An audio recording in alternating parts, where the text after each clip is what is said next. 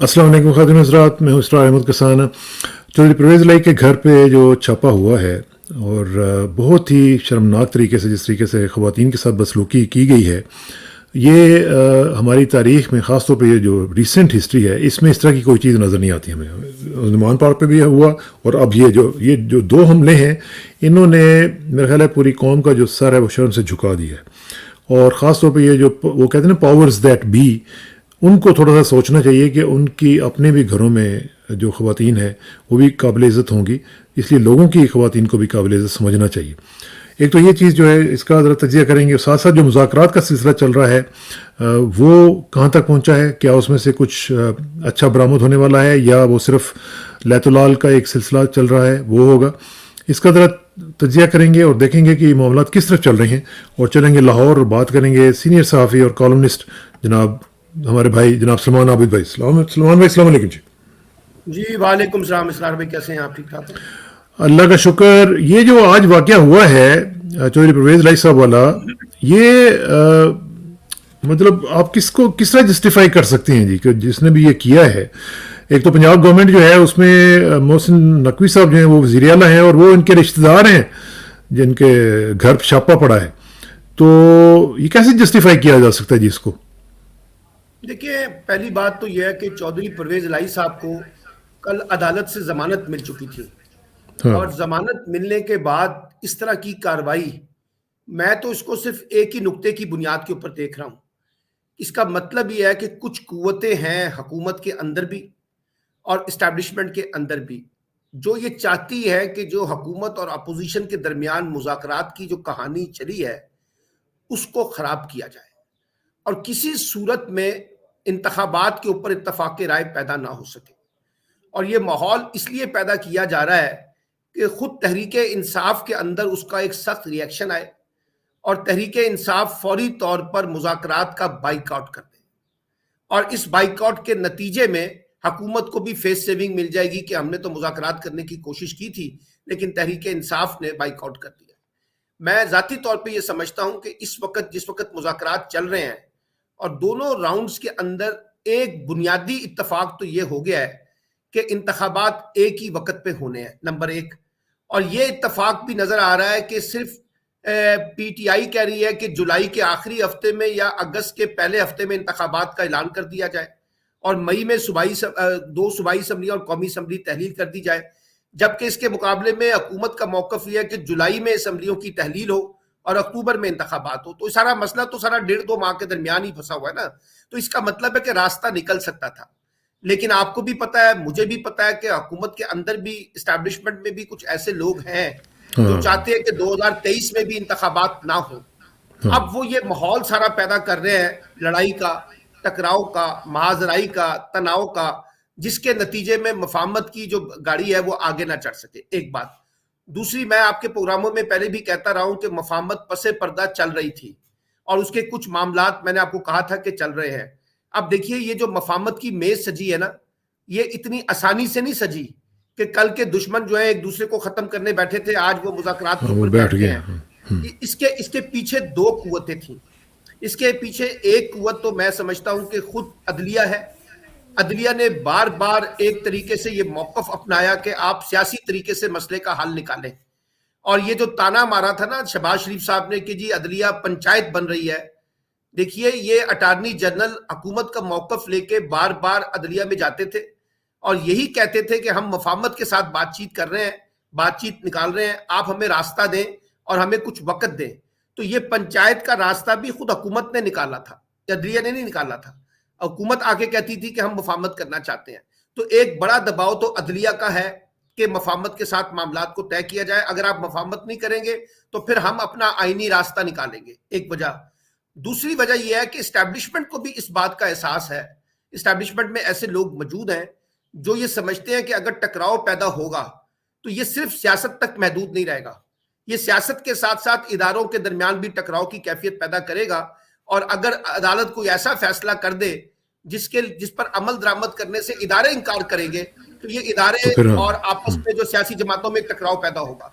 इसलिए इस्टेब्लिशमेंट ने भी, और मैंने आपके प्रोग्राम में पहले कहा था कि इस्टेब्लिशमेंट ये बार बार पैगाम दे चुकी थी कि भाई आप 2 सूबाई इंतखाबात के मुकाबले में एक इंतखाब पर इत्तफाक कर लें, आम इंतखाबात के ऊपर, हाँ, और उसी हाँ, के ऊपर अब ये सारी बातचीत चल रही है। और तीसरे फरीक जो है कुछ गैर सियासी कुव्वतें हैं, कारोबारी शख्सियात, हुकूमत के अंदर भी और हुकूमत से बाहर भी, जिन्होंने ये माहौल सजाने में बड़ा कलीदी किरदार अदा किया है। और इसमें मैं दो लोगों को क्रेडिट देता हूं। एक क्रेडिट आसिफ अली जरदारी को देना होगा कि उन्होंने हुक्मरान इत्तेहाद के अंदर बैठ के बार बार बात की कि हमें बातचीत का रास्ता खोलना चाहिए। और वो आसिफ अली जरदारी इस वक्त इस्टेब्लिशमेंट के बहुत बड़े सहूलतकार हैं, तो वो बात उन्होंने ऐसे ही नहीं कर दी थी। मैंने आपके प्रोग्राम में कहा था कि वो बात हाँ, पीछे से नहीं चल रही थी। कोई और कहा दूसरा गया ये है होगा। कि आर्मी, हाँ, दूसरी ये कि आर्मी चीफ भी इस बात को रियलाइज कर रहे हैं कि मामलात अब एक ऐसी नहज पे पहुंच चुके हैं कि हमें शायद आम इंतखाबात का रास्ता इख्तियार करना पड़ेगा। नहीं, लेकिन और अगर ये अगर वो ये समझती हैं कि इस तरह आगे बढ़ने का एक ही रास्ता है, तो फिर ये चौधरी परवेज लाई के घर पे अटैक क्यों किया गया? देखिए, उसकी वजह यह है कि इस्टेब्लिशमेंट के अंदर भी तो तकसीम है ना, इस्टेब्लिशमेंट के अंदर भी तो मुख्तलिफ धड़े हैं ना, जो एक ग्रुप माहौल बनाना चाह रहा है, एक ग्रुप माहौल बनाना नहीं चाह रहा। यानी इमरान खान के खिलाफ जो कुछ हो रहा है उसको एक धड़े की सपोर्ट तो हासिल है ना। अली अमीन गंडापुर साहब के साथ जो कुछ हो रहा है उसमें एक ग्रुप तो है ना मौजूद। तो हाँ, इसलिए हाँ, वो लोग भी इसमें से मौजूद हैं। ये कहना कि जी सब एक पेज के ऊपर है, अब इस वक्त जो मुल्क के अंदर सियासी तकसीम है और इदारों के अंदर भी जो तकसीम पैदा हुई है उसमें वो सेम पेज तो मुमकिन नहीं रहा ना। तो उसमें ये टकराव की कैफियत ये नजर आ रही है। और तो फिर दूसरी ये ये टकराव तो फिर आगे भी जाके होगा। ये टकराव जी फिर यहाँ पे बिल्कुल हो रुकेगा तो सकता नहीं है। ना? जी बिल्कुल हो सकता है। और तीसरी मेरी फीलिंग ये है कि कुछ हमारे दोस्त ममालिक ने भी ये पैगाम पाकिस्तान की स्टैब्लिशमेंट को दिया था कि जनाब ये टकराव के माहौल से बाहर निकले, अगर आपने आगे बढ़ना है तो एक गैर यकीनी कैफियत खत्म की जाए, सियासी बुनियादों पर जो इस वक्त पोलराइजेशन आपके अंदर है उसका उससे कोई रास्ता निकाला जाए। तो मुझे लगता है कि ये सारी चीजें थी जिसकी वजह से ये सारी मेज सजी है। लेकिन अब मसला सारा क्या है? मसला ये नहीं है, देखिए ना, जुलाई में इंतखाबात हो जाए, अगस्त में इंतखाबात हो जाए, अक्टूबर में इंतखाबात हो जाए, इंतखाबात तो होने हैं। एक बड़ी दिलचस्प बात इमरान खान ने हमें कही। हाँ, इमरान खान साहब ने कहा कि देखिए, ये लोग, मुझे बताया गया था और सदर मुमलिकत आरिफ अलवी भी कह चुके थे कि इनका इरादा नहीं है अक्टूबर 2023 में इंतखाबात कराने का। ये बार बार कह रहे थे कि हम इंतखाबात को 2024 में लेके जाएंगे। और ये जो सूबाई असम्बलियां तहलील की गई थी, इसके इसी पीछे वजह इमरान खान की मंतक ये थी कि ताकि एक इंतखाबी माहौल को बनाया जा सके। हाँ, हाँ, इमरान खान साहब तो अपने मकसद में कामयाब हो गए हैं। हुकूमत को ले आया गया है कि अक्टूबर 2023 में इंतखाबात होंगे। हुकूमत आ गई है ना इस मुद्दे के ऊपर। हाँ, तो इसलिए हाँ, मैं ये समझता हूं कि ये बात आगे बढ़ गई है। अब इंतखाबात से फरार मुमकिन नहीं है। अगर आप जून जुलाई में भी इंतखाबात नहीं कराएंगे तो आप अक्टूबर से आगे नहीं भाग सकेंगे, ये मैं आपको बताऊं। और सुप्रीम कोर्ट इसके अंदर एक जामन का रोल प्ले कर रहा है। सुप्रीम कोर्ट अब जब ये सारा फैसला होगा अफवाम तफहीम के साथ, तो जब सुप्रीम कोर्ट कोई फैसला सुनाएगी तो वो सारा का सारा एक बाउंड हो जाएगा, सारा का सारा मामला। तो इसलिए मुझे लगता यह है कि अगर सियासतदान मेच्योरिटी का मुजाहरा करके कहीं इत्तेफाक की राय पैदा करने में कामयाब हो जाएंगे तो हमारा बुरहान थोड़ा सा टल सकता है। लेकिन जो बात आपने की है, अगर उसमें वो लोग, वो कुव्वतें शामिल हैं जो मुज़ाकरात नहीं चाहती, और मैं आपको बता दूं सियासत में इस वक्त हुक्मरान इत्तेहाद में 3 फरीक हैं जो इत्तेहाद नहीं चाहते, मुज़ाकरात नहीं चाहते। पहले कौन हैं कौन से? मौलाना फजलुर रहमान साहब, दूसरे हैं नवाज शरीफ साहब, और तीसरे हैं मरियम नवाज साहिबा।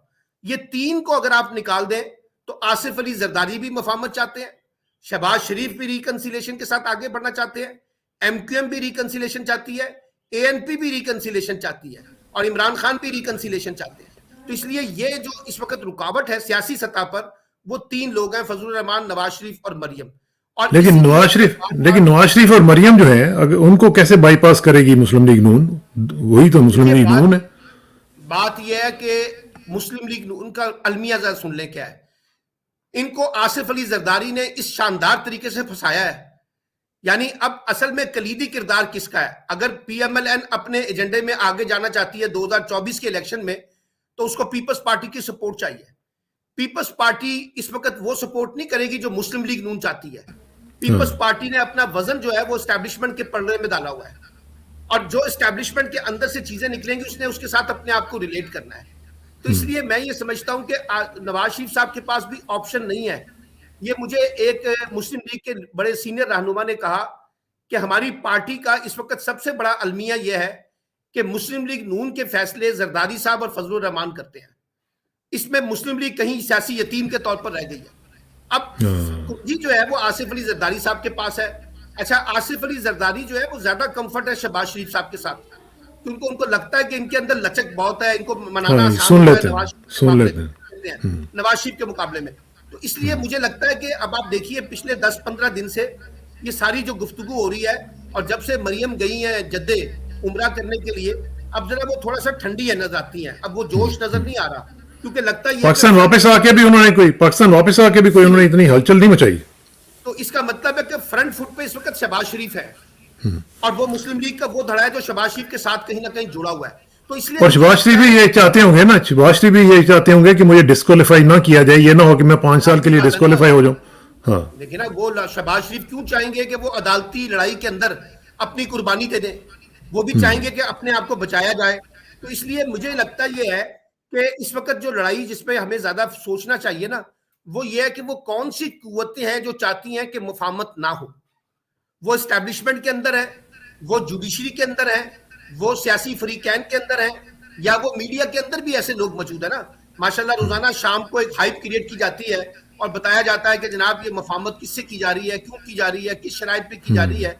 तो ये एक जो मुझे लगता है कि एक इस वक्त कहानी चल रही है कि किसी तरीके से मफाहमत के अमल को सबोताज किया जाए।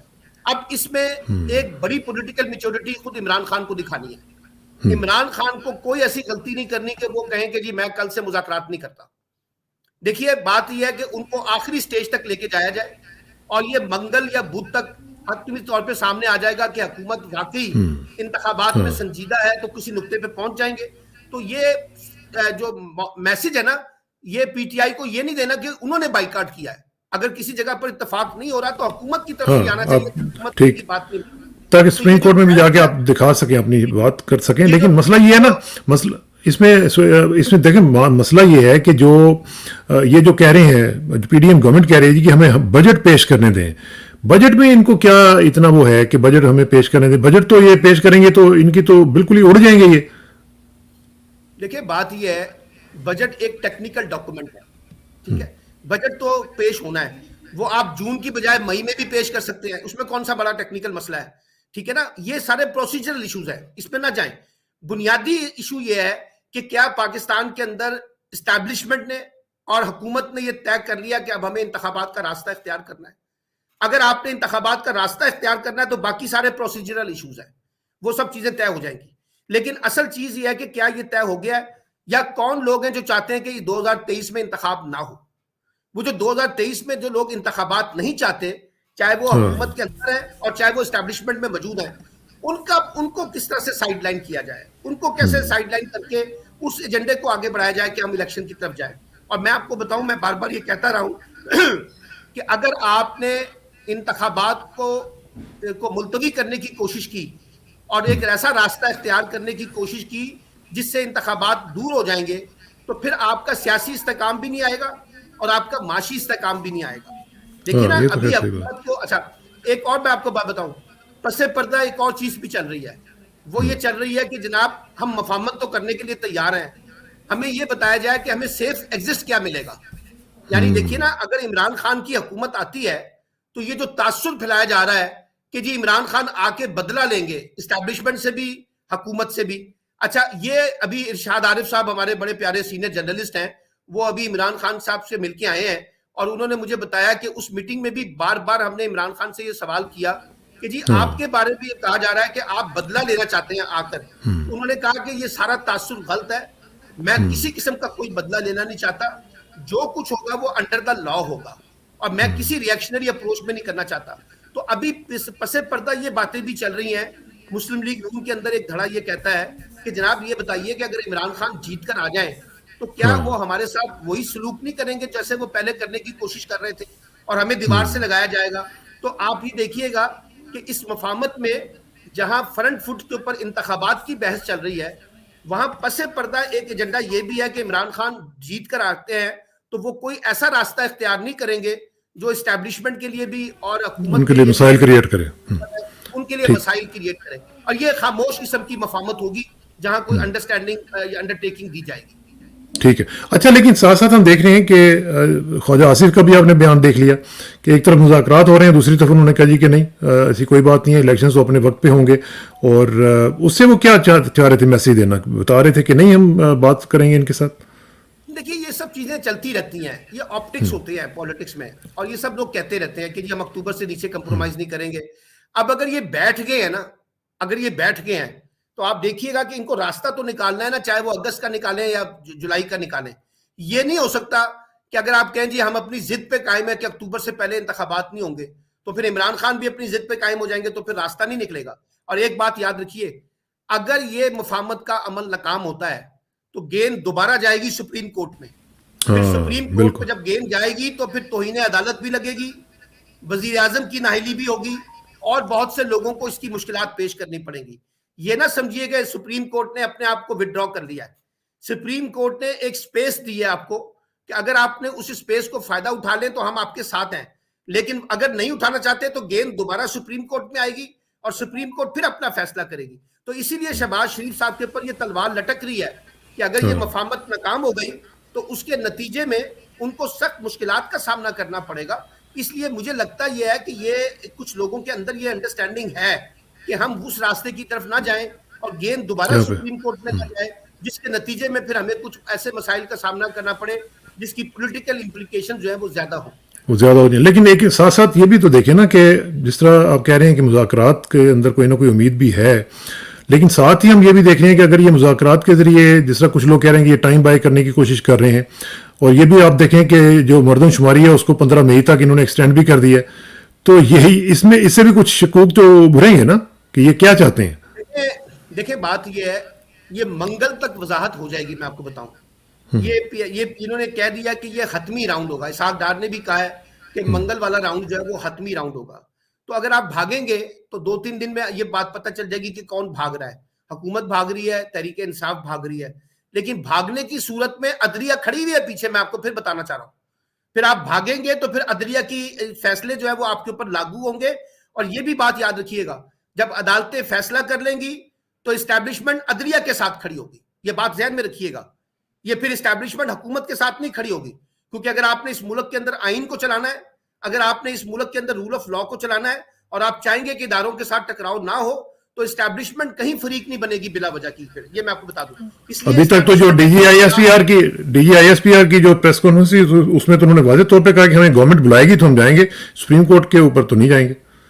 नहीं, लेकिन बात यह है कि जब सुप्रीम कोर्ट का फैसला सामने आ जाएगा, अगर सुप्रीम कोर्ट का फैसला आ जाए और वो खुद अगर वो ऐसा फैसला सुना दे जिसकी वजह से एस्टैब्लिशमेंट जो है, आपका ख्याल है कि वो जाके खड़ी हो जाएगी और ये कहेगी कि हम अदालत के फैसले को तस्लीम नहीं करते अगर उनको कोई हुक्म दिया जाए।